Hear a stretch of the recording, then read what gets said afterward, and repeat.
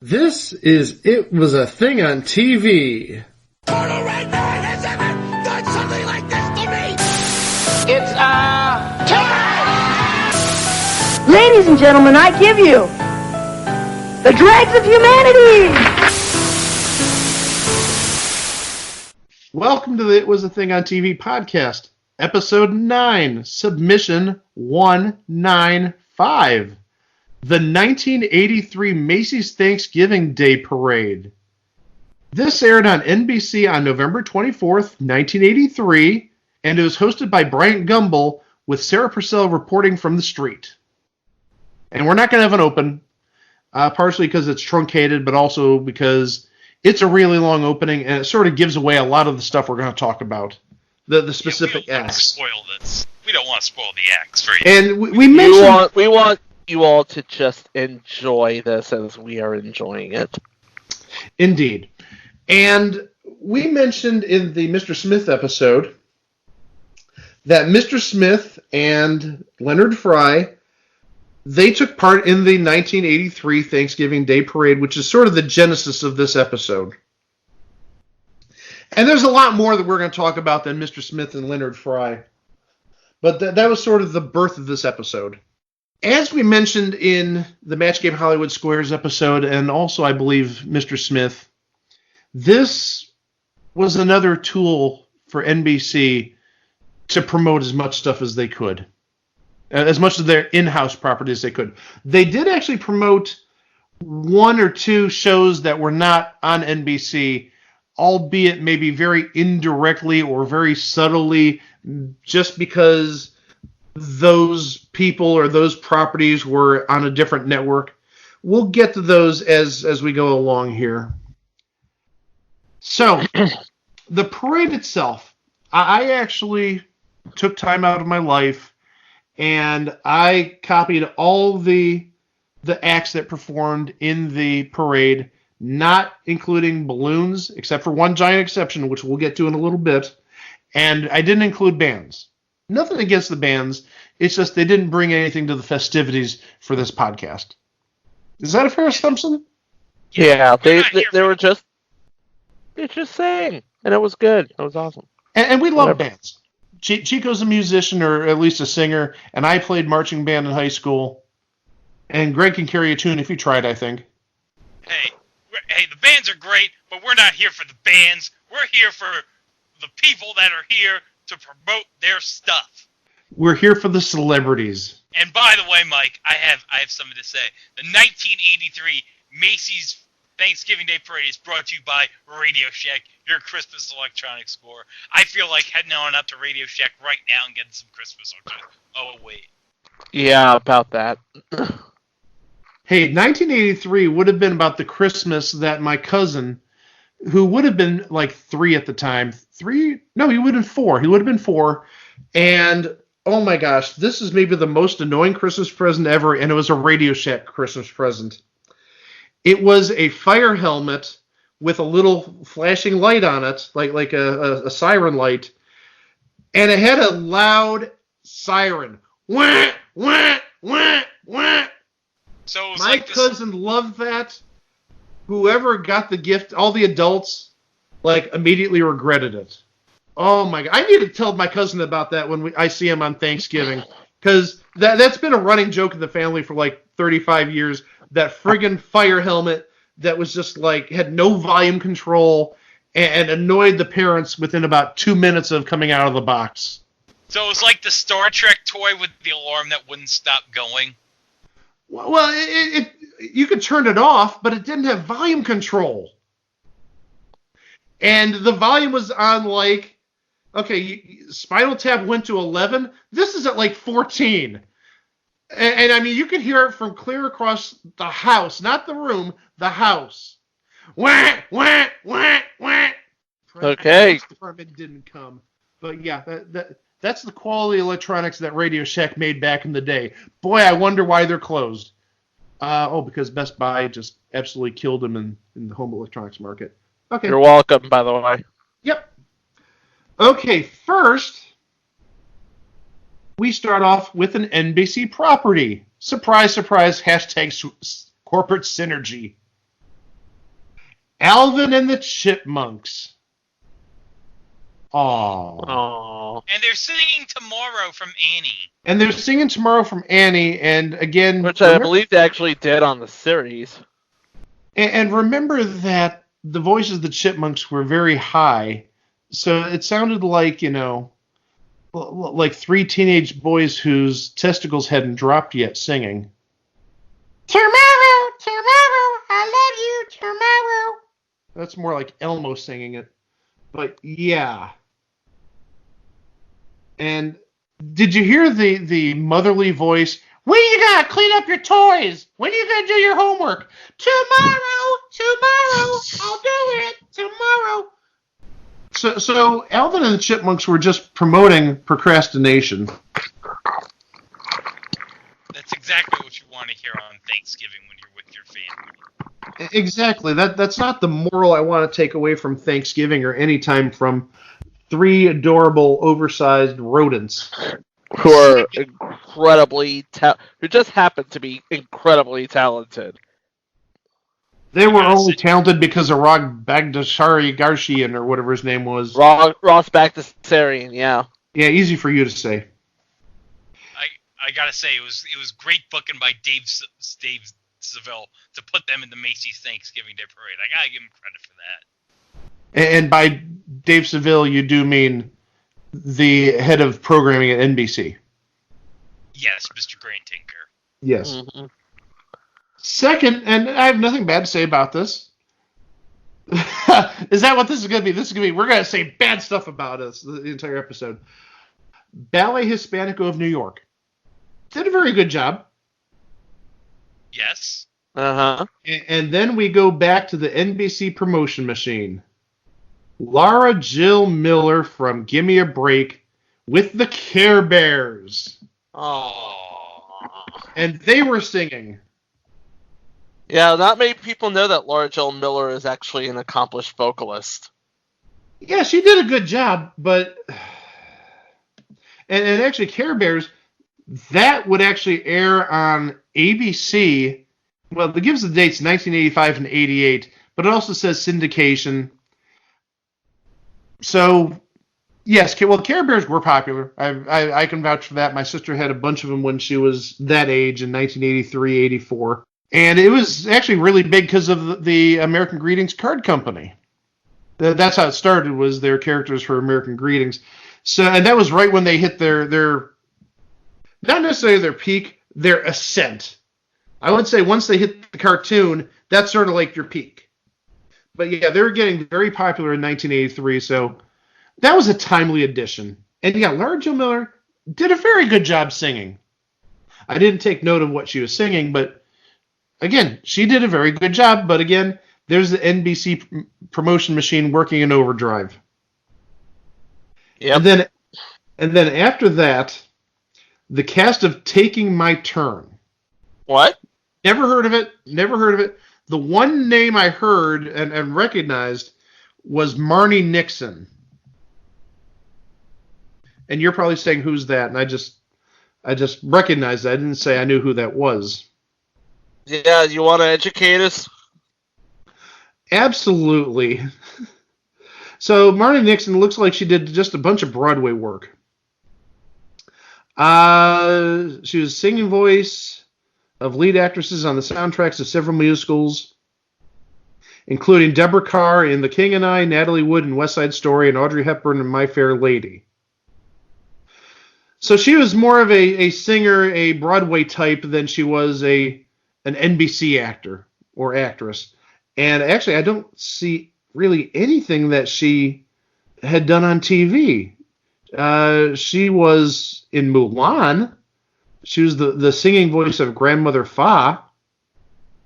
I can see that. That's pretty nice. But yeah, I really don't see anything television related. Oh, here. If I scroll down in the Wikipedia to the television part, she did not do much television. She was in an episode of The Mothers-in-Law. Oh, hey, just by that name, I think that's an entry. The Mothers-in-Law. And she was in an episode of Law and Order Special Victims Unit in 2001. Doink, doink. There's some other things in here that she did, a TV movie. But, yeah, she didn't do much TV. And the mothers-in-law, okay, yeah, this is something we need to cut. Well, yeah, it ran for a year and a half. We can cover it. Eve Arden and Kay Ballard. Oh, yeah, that's in. That's okay. That's in all day. And it's on DVD because there's actually a picture of the complete series DVD. Oh, wait, for a period of time, MeTV offered select episodes of the series for viewing online on its website. Okay. So there's got to be some of it out there. Oh, and Desi Arnaz was in a couple episodes. Desi Arnaz Jr. So before he was Automan or Walter, he was on The Mothers-in-Law. Amazing. I wonder if him and Chuck Wagner got on The Mothers-in-Law one day and took him to Zippers. Desi Arnaz Jr. would have been young. Maybe he showed his zipper. Never mind. Oh, God, that's terrible. Oh, God! Oh, Christ, man. Oh, Richard Deacon was on it, too. Oh. Mr. Rutherford. Very timely. Bloated Mr. Rutherford from Match Game at Hollywood Squares. Okay, after Taking My Turns cast performed, it was, guess what, another NBC show. Shirt Tales! I loved Shirt Tales. Oh, my gosh. I didn't get Shirt Tales. Maybe it's just me, but yeah, they were singing, and I'm going to actually use the language I wrote in the notes here. They were singing and doing some shit. I don't know what they were doing. They're just doing some crap. Okay, and now next, Bryant and Sarah get like some notes from like some clowns from a special recognition by the National Television Academy. Yeah, they swapped presents. Sarah gave him a gift. Bryant gave her a gift. Obviously, this is all staged. Bryant opens his, and he sees this commendation that Greg talked about. And then Sarah opens hers, and it has a similar commendation in a nice frame. Aw, cute. Then the National Dance Institute performed, and they performed to, and maybe this is the most 1983 song they could have chosen, What a Feeling. Flashdance, what a feeling. The Flashdance theme, or song. Don't know if it's the theme per se. I think it was. It was the theme. Yeah, so that's about as 83 as you can get. Flashdance. Because nothing says Macy's Thanksgiving Day Parade like a song from a movie about a stripper who just wants to dance. Hey, that was the thing in 1983. My mom dragged me to that movie, and she covered my eyes during the nudity part. Darn it, Mom. Could have seen my first... Okay. My first memories at age 8. Okay. Oh, no. Thanks for the memories. No. Okay. No. I'm just telling the truth. My mother did drag me to that movie. I didn't watch it. She spent $4 or whatever to drag me there because she was too cheap to hire a babysitter or because Dad was broke and couldn't take me. Okay. Right. Enough angst from my childhood. Right. Okay. Back to the NBC promotion machine we go. Here we go. Joey Lawrence from Gimme a Break. All right, folks. Now buckle up. Yeah. We have a Joey Lawrence sighting. It's the NBC promotion machine at work again. Remember, Joey Lawrence was on Gimme a Break at the time. So we've got 2 Gimme a Break stars already in the first, half an hour. And Joey Lawrence was in the Flintstones car with Fred, Wilma, Barney, Betty, and Dino, and they performed Jingle Bell Rock. Whoa! That wasn't scripted, no. Not at all. You know what Joey's reaction was when he first saw Fred and Barney? Whoa! Do you know what his reaction was when the car didn't slow down in time because their foot brakes weren't working? Whoa! The reaction that Joey had when Dino put his head above the roof of the car and did all the things that he did. Whoa! Whoa! I refuse to answer that one. He was a one-dimensional character. Whoa! That's all he's famous for. Well, I shouldn't say that's all he's famous for. But that's like the big thing he's famous for, and that wouldn't come for another 8 years. It wasn't until Blossom when he did that. Another 8 years? Whoa! All right, now, this is the one exception to the rule I mentioned earlier about balloons. And I know Greg, just based on the way he's laughing, has something to say about this. There was a Superman balloon. Greg? Yeah, and when you see it at about 35-minute mark, the Superman balloon's is stuck in a street corner, and he's got his arms flared and his head down. And I think I know why. It's because Superman's like, no, I don't want to show my face. I was in a crappy movie in 1983 with Richard Pryor and Robert Vaughn. No, I'm not showing my face here at the parade for you people.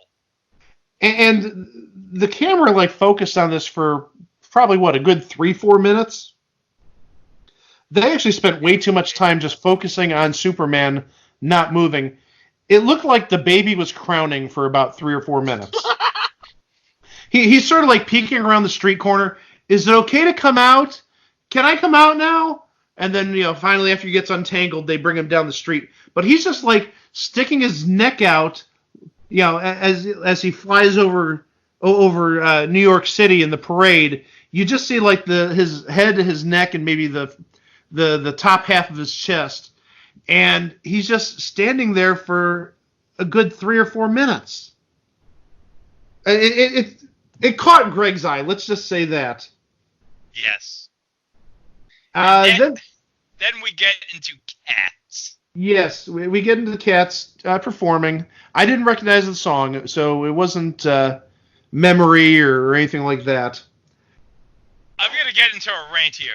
You know how we have the soon-to-be crappy Cats movie coming out? Cringy, crappy Cats movie? Yes. It's have we gotten so cheap that we can't afford actors and makeup?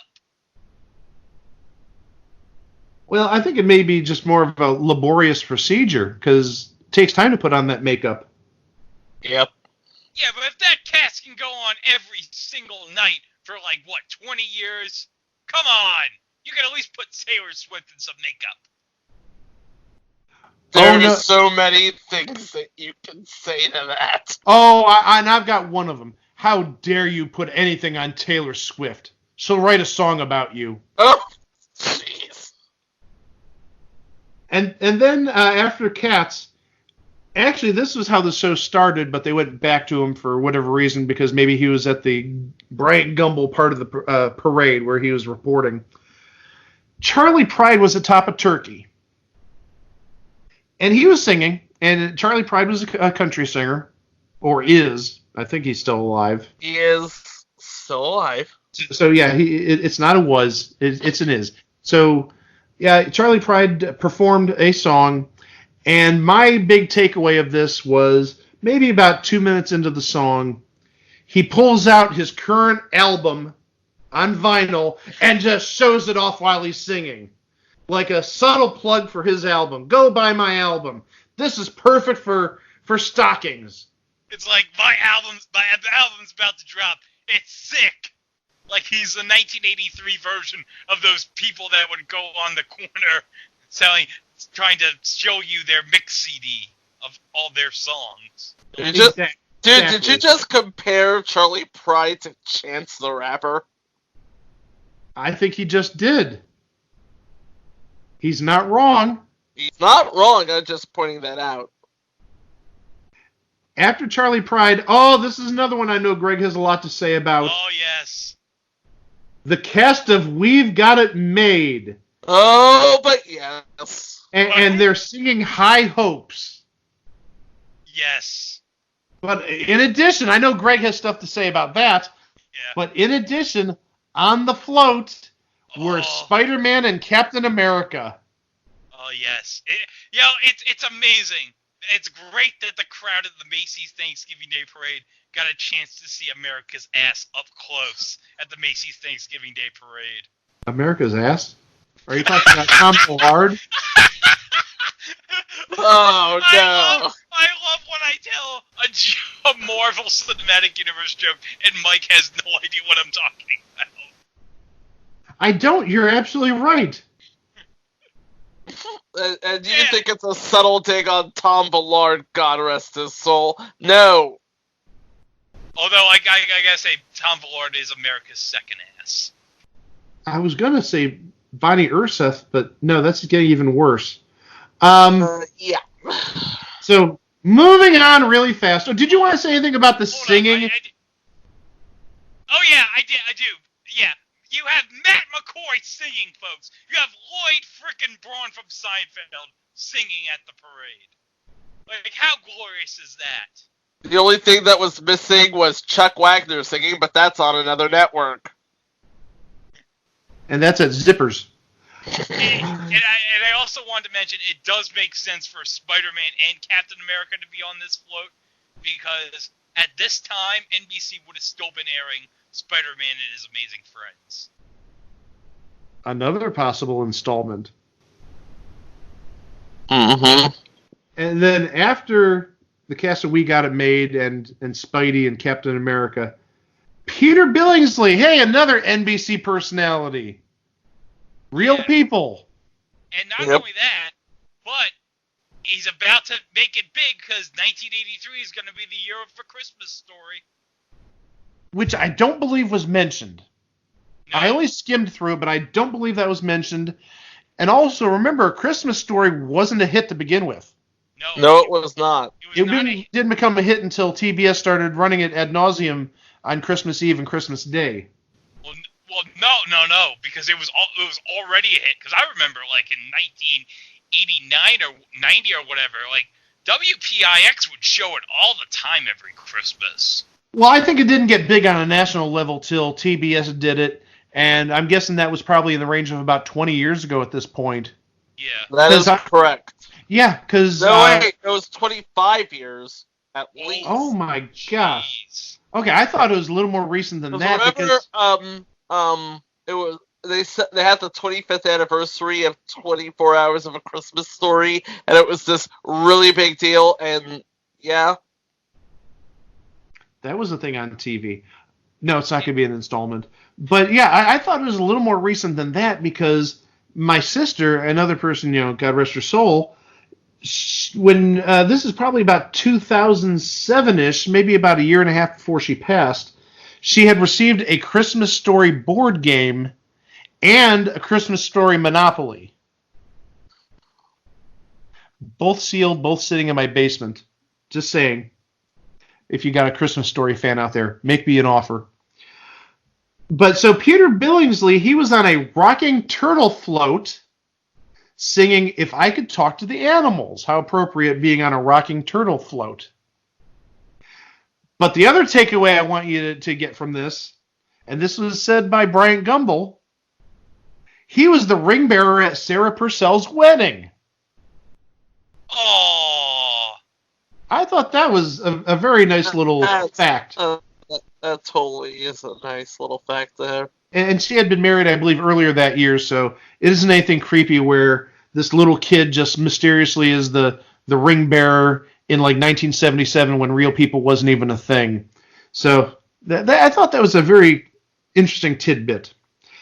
And before we go, and to tie it back into what we talked about earlier, Peter Billingsley, of course, later would go on to be an instrumental thing into starting the Marvel Cinematic Universe that we mentioned, because he was a producer with Jon Favreau on the first Iron Man movie. He was. And he was recently in the last Spider-Man movie that just came out, reprising his role from the first Iron Man movie. I guess the only thing we didn't mention was his bit role on an Elf. Oh, that's right. Yeah, Elf. And he was also Messy Marvin on the Hershey's chocolate syrup commercials. Come on. Oh. You can never forget about Messy Marvin. Okay. Never. And now I think we've covered the entire career of Peter Billingsley. And it's all because he's saying, if I could talk to the animals on a float. After that, country singer Lynn Anderson sang. Don't know what she sang. I didn't care what she sang. Then Ashford and Simpson, again, 83. That's about the time that Ashford and Simpson were really big. They were singing, and they were aboard a lion float. A lion float. Wow! Ashford and Simpson. No. Don't make me turn this car around. Oh my gosh, you actually went there. Okay, now here's the interesting one. Here is the interesting one, and I'll tell you why in a moment. Alfonso Ribeiro. Oh boy. Yes. He of, like, many things. He of AFV, he of Catch 21, he of the all-new Catch 21, he of the future all new Catch 21. He was on a float with Snoopy, Garfield, Nancy, Sluggo, and Marmaduke, a tribute to comic strips. And he was singing. Now, here's the big thing, the takeaway from this. This might have been the first time Alfonso Ribeiro was on national TV. Well, he would have already been on Silver Spoons at this point. No! Earlier. Fall of 84, Alfonso Ribeiro joined the show. Okay. Fall of 84. So that's why I said this might have been his first exposure, because Alfonso Ribeiro, at the time, he was in... The Tap Dance Kid on Broadway. Exactly. And that's actually why he was on the parade. Now, they didn't explicitly say that this was his first national TV appearance, but, you know, given that that the only work he had done before this, he was only 12 years old at the time, was in the Tap Dance Kid, pretty fair to say this might have been his first television exposure. Well, this was a year before his Pepsi commercial. Well, now hold on. Now that I'm looking a little bit deeper into this, it does say there's a TV series called Oi Willie. Oi! I don't even know what. I've never heard of this. Okay, New York City's Spanish Harlem is setting for a 7-part series about a 12-year-old boy. Well, that sounds more biographical maybe than anything else. Okay, it had to be a TV show of some sort, or a miniseries, 7 episodes. And it had Jose Ferrer and Robert Earl Jones. I'm going to guess James Earl Jones's long-lost brother. Who knows? But yeah, and again, he's not even credited as a character, so maybe he was a background character? I don't know. And yeah, looking at Robert Earl Jones, he looks just like his brother. Oh, father of James Earl Jones. I apologize. Father of James Earl Jones. But yeah, obviously there's a family resemblance there. So maybe this was his first national exposure, because it looks like this Oi Willie was a BBC production? I don't know. But it's definitely before Silver Spoons. It preceded it by a good 9-10 months. It is amazing to see Garfield right behind Alfonso Ribeiro. Oh yeah, all the comic strip characters. Snoopy, Garfield, Marmaduke. Well, okay, one of those things is not like the other. Marmaduke sucks. Then we get back into, again, another thing from 1983. It's actually still popular nowadays, I believe, due to Discovery Family Channel. I think they had a cartoon series about this within the last number of years. Strawberry Shortcake and Friends. Aww. Yeah, Another thing my sister just had everything of. Strawberry Shortcake, My Little Pony, Care Bears, and she had a Cabbage Patch Kid. Oh, that's like the one thing we're missing here. There are no Cabbage Patch Kids. And Cabbage Patch Kids were the thing to get in 1983 for Christmas. Yeah, it almost seems sacrilegious that you have a parade in 1983, but no mention of the Cabbage Patch Kids. Now, I wonder, since this was an NBC broadcast, on one of the other networks, did they possibly have the Cabbage Patch Kids? Hold up, because I know a Cabbage Patch Christmas was a thing. Because, believe it or not, it was the very first thing my mom ever taped on a VCR, was the Cabbage Patch Kids Christmas special. Wow. I cannot believe I'm admitting that. It would be the next year. Hold on a second. December 7th, 1984. Nothing about a network. It could have been syndicated. Yeah, syndication was really big and, starting to get big in 1983. I know this was a network. I know, because I remember watching the VCR tape. It was definitely a network. I think it might have been CBS. That's going to be the spin-off podcast. We think it was a thing on TV. Okay. But yeah, it's like of all the properties around that time, the cartoon characters and all that, the Cabbage Patch Kids weren't on this, but also at the same time, Cabbage Patch Kids didn't fall in the American Greetings family with Strawberry Shortcake and Care Bears and Shirt Tails. So, and those other characters from Cleveland. Yes, there was a company called Those Characters from Cleveland, and they licensed all the sort of characters there.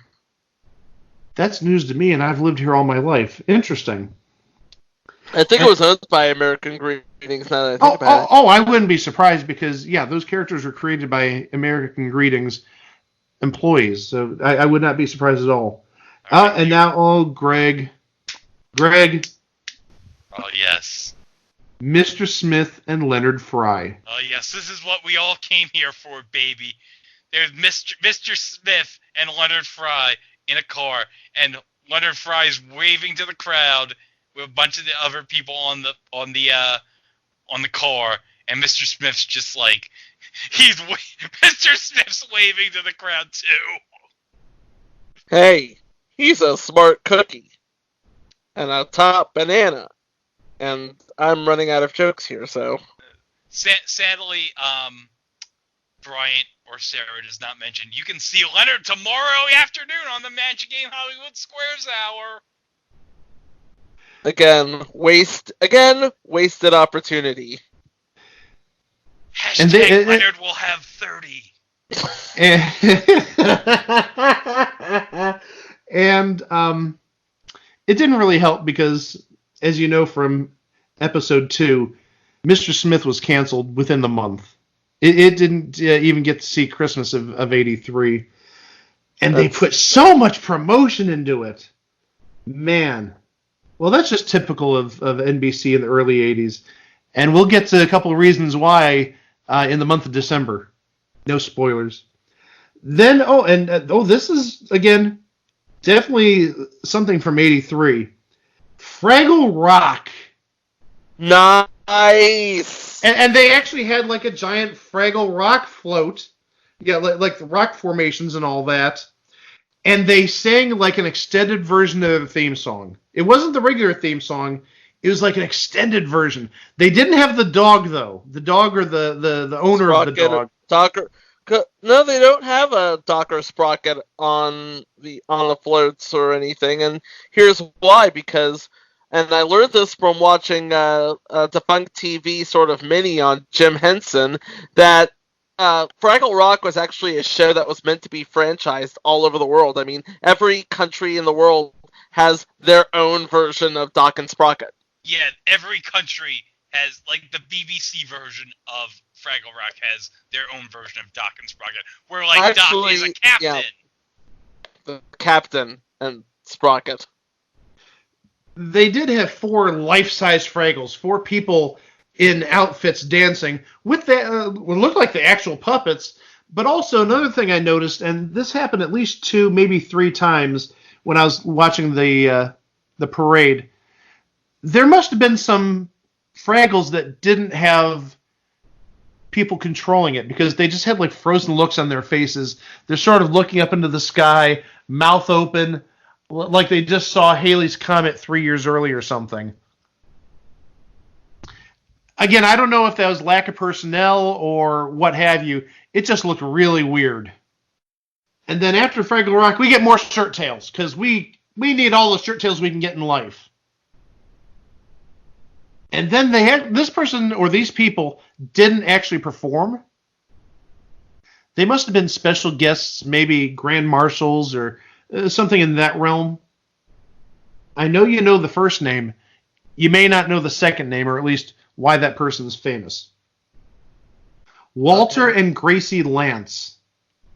Oh, I know. The Woody Woodpecker guy. The Woody Woodpecker guy. And Gracie voiced Woody Woodpecker, at least the and so they were just waving, and I thought it was interesting. Walter Lance actually pulled out a camera, a big camera, and was taking pictures of the crowd, which I thought was really cool. And of course, what would follow Walter and Gracie Lance, the creator and the sound or the famous sound effect of Woody Woodpecker? Why, it would be the Woody Woodpecker balloon.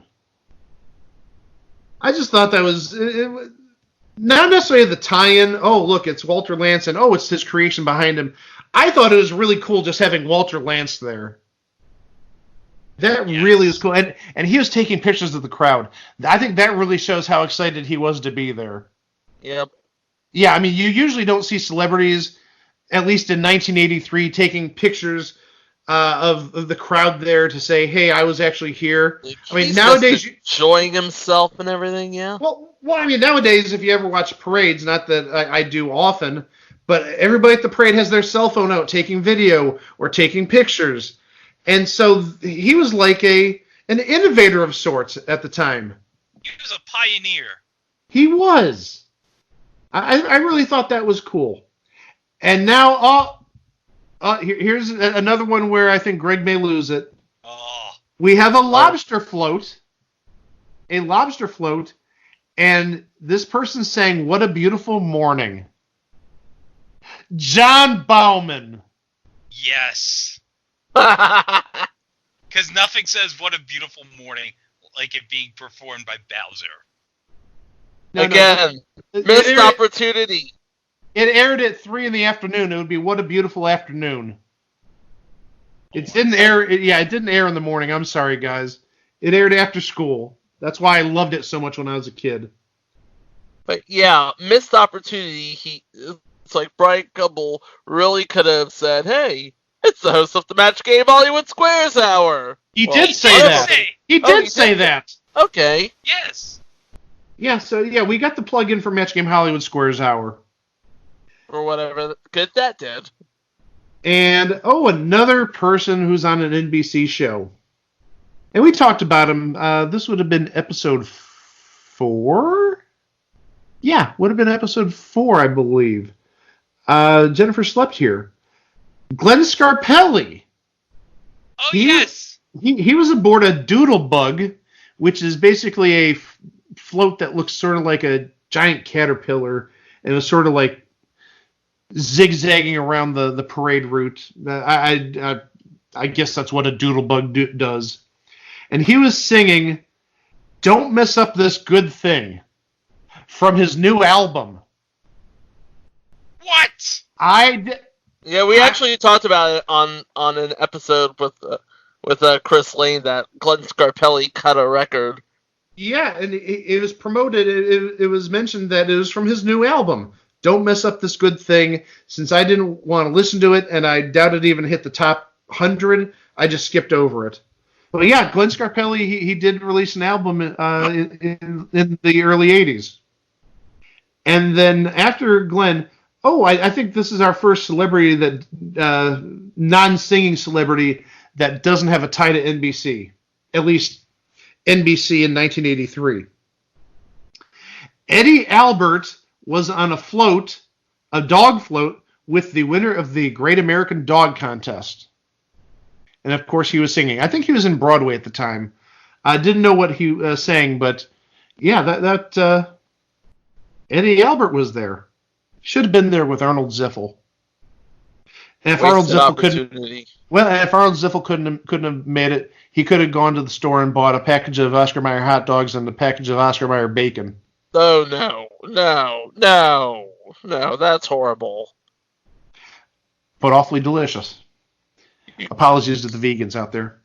You go to your room and think about what you did, Mike. Only if I can go to my room and think about this person. Ha ha ha ha ha. Miss America was in the parade. Who was Miss America in 1983? Vanessa Williams. Vanessa Williams. And she was aboard a New York float singing New York, New York. Which is what she does. She's a singer. Well, a couple months later, it'd be found out that she did a little more than singing. Yeah. She was in Penthouse. Boy, Rick Fox is a lucky man. Sorry, Hill in the House. Is. I did that just for Chico to do his Tar Heel bit. And then Lou Rawls, he was aboard an Olympic tribute float, because remember, 1984, the Olympics were coming to L.A., and the Olympics were like the big thing. I mean, where's that was basically 1980, the 1980s in a nutshell. That was 1983 and 1984 in one giant ball. And I'm still waiting for my official Olympic dental floss from that year. So Lou Rawls was aboard an Olympic tribute float sponsored by Bush. And there were Clydesdales. There were Clydesdales. Who doesn't love the Clydesdales? Yeah, those Clydesdales have to be long dead by now. And you... Okay, Greg. Okay, wait. You got mad when I made a joke about Arnold Ziffel and the bacon and hot dogs. I was just about to say, Greg needs to go to his room and think about what... Wait a minute! When did I make a comment about Arnold Ziffel? No, I did that, but... You talked about dead horses. Dead.